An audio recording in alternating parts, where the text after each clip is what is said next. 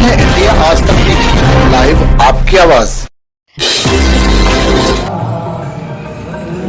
मैं हूं आपका साथी सोहन सेन और आप देख रहे हैं इंडिया आज तक। आज हम कोटा राजस्थान रामधाम आश्रम आए हुए हैं। देख सकते हैं यहाँ पे जो मठ के महंत है मुख्य पुजारी श्री लक्ष्मण दास जी महाराज जी से आपको रूबरू कराते हैं। आखिर यहाँ पे क्या कार्यक्रम चल रहा है जी? यहाँ पे क्या कार्यक्रम चल रहा है? हमारे सतगुरुदेव के प्रेरणा से गुरु महोत्सव कार्यक्रम कल भागवत से प्रारंभ हुआ है। आज यह पवित्र संस्कार बच्चों का और इसी प्रकार से 21 तारीख तक ये भागवत सप्ताह है और सत्संग कार्यक्रम गुरु पर्व है। ये हर साल प्रति साल होता है। इस साल भी बड़े धूमधाम से गुरु पूर्णमासी महोत्सव मनाया जा रहा है। उसी के उपलक्ष्य में ये सब कार्यक्रम चल रहे हैं। आज मुख्य कार्यक्रम क्या हुआ? आज मुख्य कार्यक्रम हमारे बटकों का एक पवित्र संस्कार जो हर साल प्रति साल होता है आज संपन्न हुआ है। आगे अब भागवत का कार्यक्रम प्रारंभ रहेगा। बटुक कहाँ से आते हैं आपके आश्रम में? हमारे यहाँ बटुक जो है राजस्थान, MP, UP, बिहार और अन्य समय सब जगह से हमारे यहाँ विद्यार्थी विद्याध्ययन के लिए, वेद पढ़ने के लिए हर साल आते हैं और विद्याध्ययन करके और प्रतिवर्ष ये उनका एक क्रम है।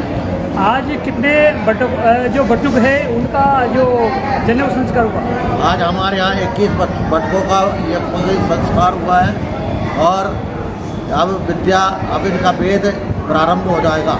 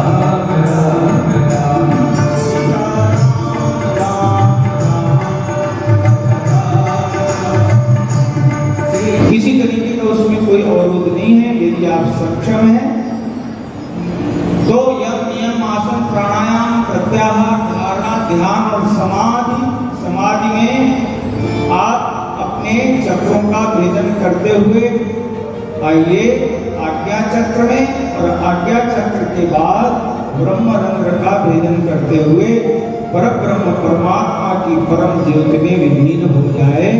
यह ज्ञान पंथ का मार्ग है। लेकिन ये बड़ा कठिन है, ये सबके बस की बात नहीं है। तो दूसरा मार्ग हमारे यहाँ भक्ति मार्ग है। इसी को सामान्य भाषा में हम दो तरीके से कहते हैं कि निर्गुण निराकार और एक सगुण साकार।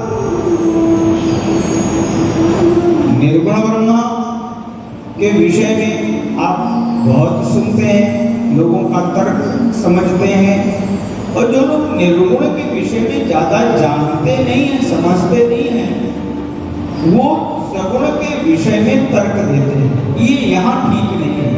पंथ तो अच्छा है, ज्ञान के पंथ कृपाण की धारा, ज्ञान के मार्ग पर चलने का मतलब तलवार की धार पर चलना।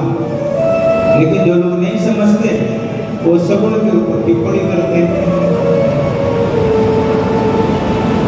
टिप्पणी करने का नहीं है, ज्ञान मार्ग तो चलने का नाम है।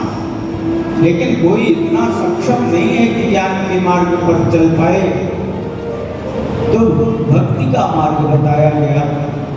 ज्ञान के मार्ग में तो वेद में हमारे यहाँ परब्रह्म परमात्मा के विषय में विवेचन करते करते करते करते और बाद में वेद में बताया अंतिम परमात्मा कहाँ है, परमात्मा के स्वरूप का क्या विवेचन है, नेति नेति कहते कहते तो वेद के अंतिम मंत्र में कहा खम ब्रह्म। ये सामने आंख खोल करके देखो, आकाश में अपने नेत्र लगा दो और जो भी दिखाई पड़ रहा है, जितनी दूर तक देख सकते हो, उससे भी हजारों गुना पीछे तक जो प्रकाश है वही पर ब्रह्म परमात्मा। ये ज्ञान का मार्ग, लेकिन मुश्किल हो जाता है। इसलिए भक्ति का मार्ग और भगवान के जो 24 अवतार हैं उसकी चर्चा हमारे यहाँ की गई। भक्ति के मार्ग में 24 अवतार हैं और 24 अवतारों के अलावा भी भक्तों के अनुसार कई अवतार हैं, कई अवतार हैं 24 अवतारों से अलग। ये भक्ति का पथ है। श्रीमद् भागवतकार ने प्रथम अध्याय के प्रथम श्लोक के प्रथम पंक्ति में ही कह दिया तत्व एक है, लेकिन जन्माद्यस्य यतोन्मयादितरतः चार्थेष्व दिव्यस्वराः। भगवान तो वही है, तत्व तो वही है, जिनको हम ईशावास्यमिदं सर्वं यद् किंचित् जगत्यां जगत कहते हैं, या सर्वभूतेषु यः पश्येत् भगवद्भावमात्मना, तत्व वही है। लेकिन वही परब्रह्म परमात्मा जो ज्ञान मार्ग में खम ब्रह्म के रूप में है, लेकिन वही जो उनके भक्त हैं उनके लिए राम बन गए, कृष्ण बन गए, नृसिंह बन गए, बाराह बन गए। क्योंकि भक्त उस परब्रह्म परमात्मा को पहचान नहीं पाए। दो ही तरीके हैं उन्हें पहचानने के, अन्वय व्यतिरेकाभ्याम सदा सर्वत्र सर्वदा। या तो जितनी दुनिया है इसको हम भगवान का स्वरूप मान लें, ये अन्वय है, और यह व्यतिरेक अलग अलग, ये भगवान नहीं, ये भगवान नहीं, ये भगवान नहीं, ये भगवान नहीं, जो अंतिम में बचेगा वो भगवान। तो व्यतिरेक करना बहुत कठिन है, अन्वय करना बड़ा सरल है। सब में भगवान है। सिया राम सब जग जाना,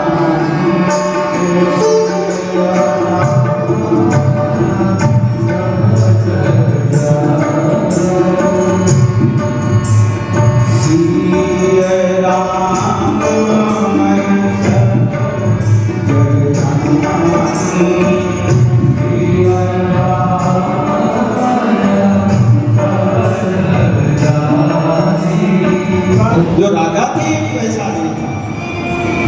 और आधी रात के समय प्रथम पहर में हरिश्चंद्र जब लेट गए, अपने बेटे को लेकर के रोहित हो गई। हरिश्चंद्र ने किसी के आने की आवाज सुनी तो अपना वो लट्ठ पटक दिया। कौन? आवाज कब गई, पानी बरस रहा था। इतनी बड़ी विपत्ति कहाँ, गला अवरुद्ध था, बोल नहीं पा रही थी तारा। हरिश्चंद्र गए, कौन हो?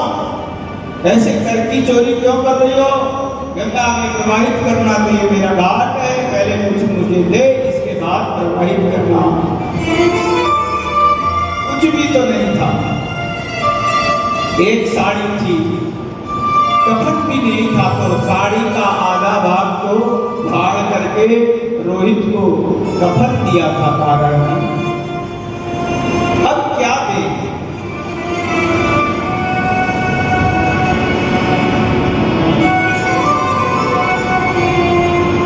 बारिश हो रही है, आवाज नहीं, नेत्रों से अश्रु, और उसी समय बिजली चमक पड़ी। गंगा के किनारे हरिश्चंद्र बिजली के प्रकाश में देखा, अरे ये तो हमारी तारा है, और तारा की गोद में मेरा बेटा। हरिश्चंद्र से रहा नहीं गया, मेरा राज्य छूट गया, पत्नी छूट गई, बेटा छूट गया, अब मेरा बेटा रहा भी नहीं क्या। एक क्षण के लिए नेत्र बंद किए, अपने को सावधान किया। हरिश्चंद्र, इधर की परीक्षा है, धर्म के रास्ते पर बेटा व्यवधान नहीं होना चाहिए, है तो मेरा ही बेटा। बिच्छू प्रकाश में देखा, सुनामती कैसी भई, न कहीं कह जाती, मांग रहे करियों, कहते हुए हरिश्चंद्र की हुई ना वज्र की छाई। हरिश्चंद्र ने हाथ बढ़ा दिया, तारा ये मेरा लाट है, कोई भी हो मुझे पहले कर दो, इसके बाद। तारा ने कहा, महाराज ये रोहित है, मेरे पास कहाँ कर है, आपको सब पता है। लेकिन हरिश्चंद्र ने कहा, नहीं तारा, तुम्हारी बात अपनी जगह सही है, तुम्हारे पास कुछ नहीं, लेकिन हम भी तो अपनी जगह सही है।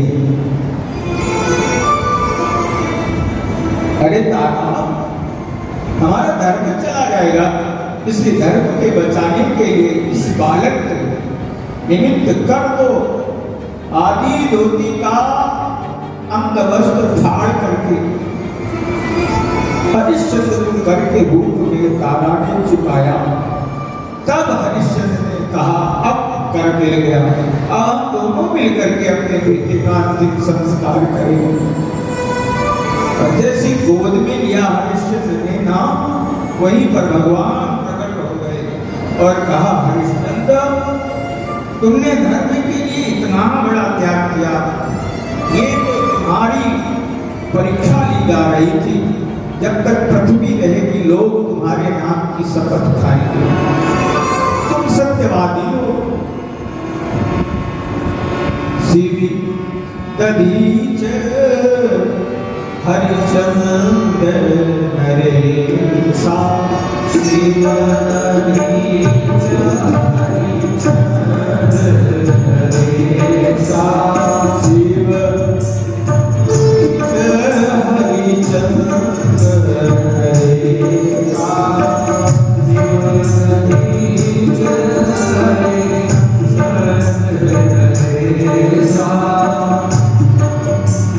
सर्वे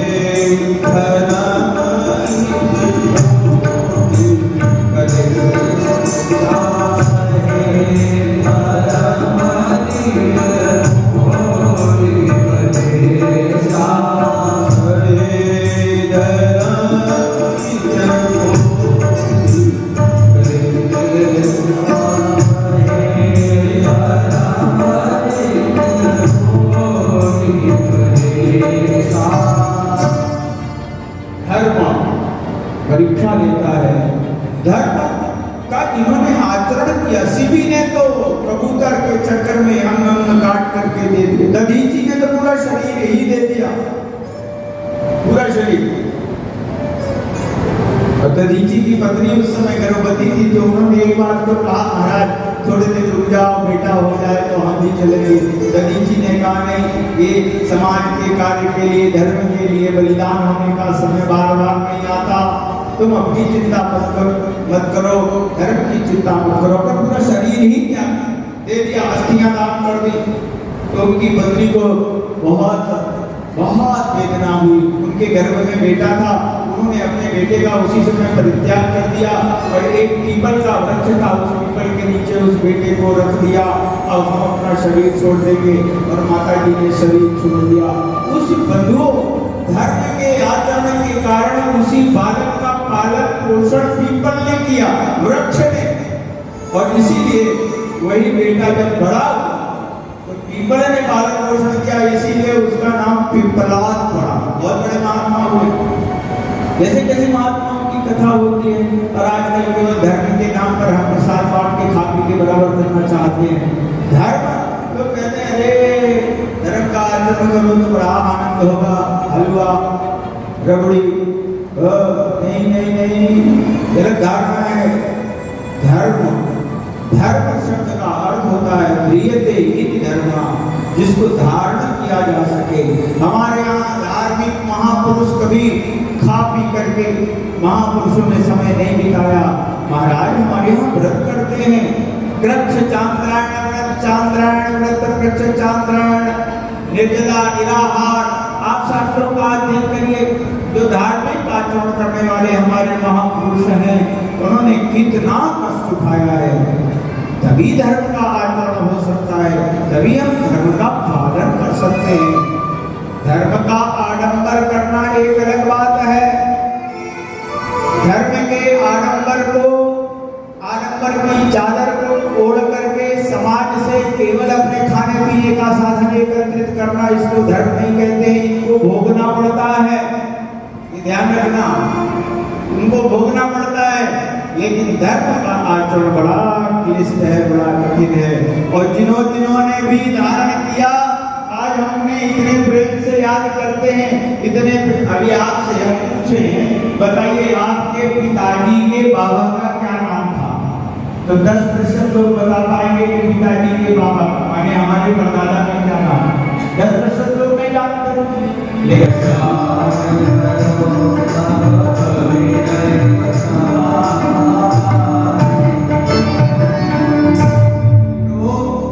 मेरी जो गलती है, मेरा ये जो भ्रम है, ये ज्ञान का भी बड़ा भारी बोझा होता है। इस ज्ञान के बोझे में आपके स्वरूप को जानना मुश्किल है। इसलिए भागवत के 12वें श्लोक में कहते हैं कि जब हम इस ग्रंथ में प्रवेश करें तो पहले अपने ज्ञान के घमंड को दूर रखें, वरना कथा समझ में आने वाली नहीं। कथा को समझने की बहुत जरूरत है कि पहले अपने को खाली करें।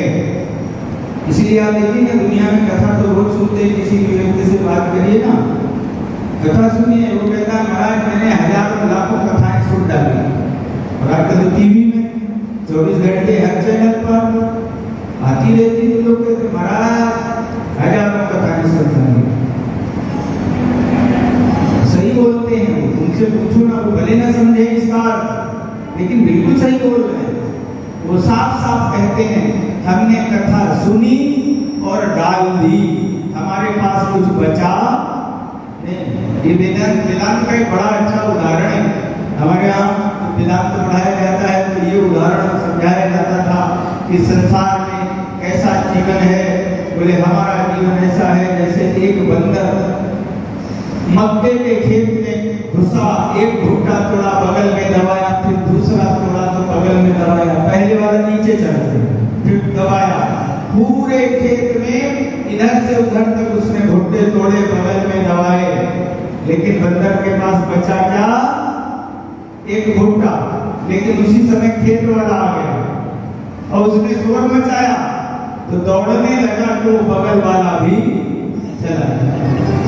संसार में हमारा परिश्रम ऐसा है।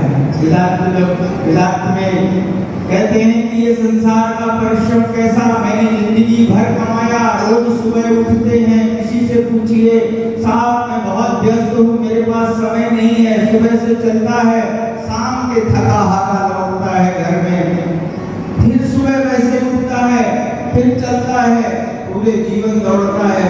और किसी से पूछो बुढ़ापे में तुमने इतने दिनों में किया क्या, तो उसकी आंखों में आंसू हो गए, महाराज मैं कुछ नहीं करता। जब कुछ नहीं करना था तो जैसे थे बैठे रहते, क्यों इतना शोर मचाते रहे जीवन भर? क्या क्या नहीं किया? और इतने दिन अगर जो कहीं आपने भगवान के गुणानुवाद गाए होते, सत्संग किया होता, पांडवों की जीवन में निष्ठा पूर्वक परब्रह्म परमात्मा के चरणों की ओर चले होते, तो तो बताइए कहना पड़ता है कि कुछ किया नहीं क्या? जीवन पवित्र हो जाता, हमारा जीवन ऐसे ही चला जाता है। हम ज्ञानी लोग केवल तर्क करते रहते हैं, तर्क मत करो, परब्रह्म परमात्मा के भक्ति पथ पर चल करके और भगवान के चार चरित्रों का आस्वादन प्रारंभ कर दो। चिंतन करेंगे, तर्क करेंगे तो मुह्यंति सूर्या, ब्रह्मादि देवता भी मोहित हो जाते हैं। तेजो वारि प्रदाम यथा विनिमयो यत्र सर्वं रखा। भगवान में निर्गुण निराकार सगुण साकार ये दोनों भेद ऐसे हैं जैसे जाकर रेगिस्तान में चमकती हुई रेत पर, अभी 50-52 का टेम्परेचर था ना, तो जैसा मेरे जोधपुर बाढ़ में अब इनके ढोरों में देखो जाकर के तो वो काले मृग जो रहते हैं ना, दौड़ते हैं, उनको पानी दिखाई पड़ता है, सूरज की किरणें जो पड़ती हैं, लेकिन कोई समझाए वो मानेंगे नहीं। उनके जब प्राण निकल जाते हैं तो पता चलता है यहाँ पानी नहीं है, या ये तो सूरज की चमकती हुई गरम गरम किरणें हैं। ये भ्रम होता है। जैसे जल में थल की भ्रांति और सूर्य की किरणों में जल की भ्रांति, वैसे ही संसार में ये मृग तृष्णा हमारी जो है हम समझ नहीं पाते हैं। इसीलिए समझने की कोशिश न की जाए।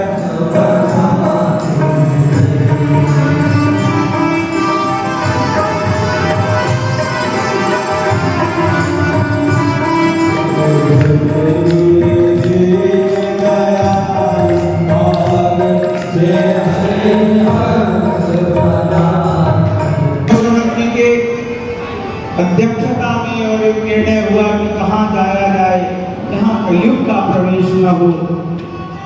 ब्रह्मा जी महाराज से निवेदन किया, बताइए हम कहाँ जाएं जहाँ भगवान का भजन हम कर सके। कलयुग के प्रभाव से हम भजन नहीं कर सकते, हम तपस्या नहीं कर सकते, हमारी साधना कलयुग के प्रभाव से अधूरी रह जाएगी। इसलिए ब्रह्मा जी ने एक चक्र से नेमी से कहा, जाओ इनको एक स्थान बताओ। आगे आगे चक्र का नेमी चला, पीछे पीछे से 88,000 महात्मा चले। तीर्थराज प्रयाग से चलते चलते गंगा जी के किनारे, संगम के किनारे से चले हैं और गोमती नदी के किनारे पर पहुंचे हैं। वहां पर वह नेमी गिर गया और उसी के आसपास कहा, अब यहाँ आप रहिए, यहाँ कलयुग का प्रवेश नहीं होगा और आप अपना अनुष्ठान पूरा कीजिए। 1000 वर्ष का उन्होंने अनुष्ठान लिया। गोमती नदी के किनारे जंगल है घनघोर, उस नेमि के गिरने के कारण उसे नैमिष कहा और आज उसे हम नैमिषारण्य के नाम से जानते हैं। गोमती नदी के किनारे बड़ा सघन जंगल है, सारे महात्मा वहां पर बैठ गए। 1000 वर्ष का इन्होंने अनुष्ठान किया है और उस अनुष्ठान में दिन भर, अनुष्ठान का हमारे यहाँ नियम होता है, अनुष्ठान जो दिन का अनुष्ठान होता है उस अनुष्ठान में दिन में सोना मना होता है। जैसे एकादशी का व्रत करोगे तो पूरे दिन जगना चाहिए, अगर जागरण किया तो पूरी रात्रि जगनी चाहिए। अब दिन में हमारे यहाँ आजकल तो व्रत का मतलब ही बदल गया। पहले हमारे यहाँ कहा जाता था उपवास व्रत कैसे करे, तो बड़ा कठिन नियम है। एकादशी कैसे करे, अन्य नियम। एकादशी तो हमारे यहाँ नियम बड़ा कठिन है। जो एकादशी करते हैं तो उसका विधान ये है कि एकादशी के एक दिन पहले प्रातःकालीन वेला में खा लिया जाए, दोपहर तक जल पिया जाए, सायंकालीन वेला तक मन हो तो जल पी लो और इसके बाद विश्राम कर जाओ। प्रातःकालीन वेला में ब्रह्म मुहूर्त में उठ जाइए, स्नान करिए, भगवान का पूजन करिए, जल भी ग्रहण मत करिए और भगवान के ही चिंतन में, भजन में, मनन में पूरा का पूरा समय सूर्योदय से सूर्यास्त तक का समय लगाइए, फिर रात्रि में भगवान का अर्चन करके विश्राम कर जाइए। फिर आप मुहूर्त देखिए कि द्वादशी कब लग रही है। जब द्वादशी हो तब भगवान का चरणामृत लेकर के एकादशी का पारण करिए, फिर कुछ अन्न लीजिए, ये विधि है। और आजकल एकादशी आ जाए, कोई व्रत आ जाए तो जितने मार्ट है ना, सबके चक्कर लग जाएंगे। कितने कोई कुट्टू खरीदेगा, कोई सिंघाड़ा खरीदेगा, कोई क्या क्या खरीदेगा। और घर में दूसरी दीपावली मनती है एकादशी। एकादशी कुल देवताभ्यो ओम स्वाहा, ओम सर्वेभ्यो ब्राह्मणेभ्यः, ओम गुरु सारामाभ्याम्, ओम हनुमत देवताभ्याम्, ओम बालकृष्णाभ्याम्, ओम रामराजिकादिव्ये, ओम सत्यनारायणाय, ओम महालक्ष्मये, ओम महासरस्वत्यै, ओम महाअन्नपूर्णायै, देवताभ्ये, ओम श्री सूर्य नारायणाय स्वाहा, ओम योगे योगे तावस्तारां वाजे वाजे हवामहे सखाय इंद्रमूर्तये, ओम योगिनी दिव्ये ओम दष्टिकपाल देवताभ्ये, ओम क्षेत्रपाल देवताभ्ये,